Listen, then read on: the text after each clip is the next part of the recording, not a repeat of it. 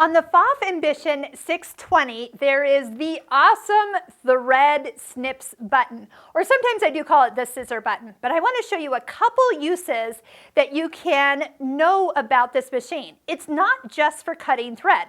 It has a second option. So right now, let's say you're sewing along, and right now I have the needle stopping in the down position.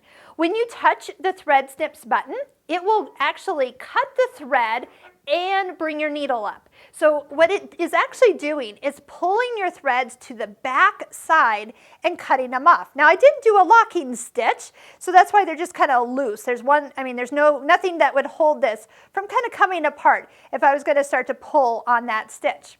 So here's a couple things that you can do. Number one, when you're sewing along and you want a locking stitch at the end, where you might want the needle to go just up and down in the same hole, if you are sewing while you touch the scissor button, watch this, I'm sewing and then I touch.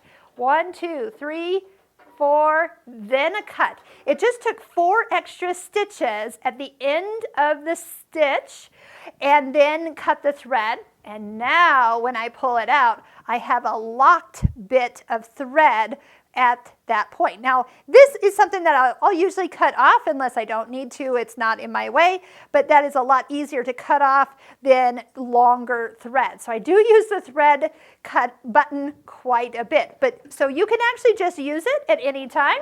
I did mention that it's for that locking stitch. You can get a locking stitch, or after touching the reverse button, you can just touch the scissor button too.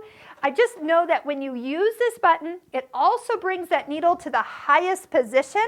Are you noticing I'm not holding the thread when I start to sew? It's because the needle is brought up, the last stitch is completed, and it's ready to start the next stitch. So I don't have to hold those threads at all. So I hope that you'll get in the habit of using this button every time that possible. It really will eliminate a lot of frustration that people have when they go to sew and don't know some of these things. So remember, you can push it for a quick cut, or while you're sewing, push it for a locking stitch and then a cut.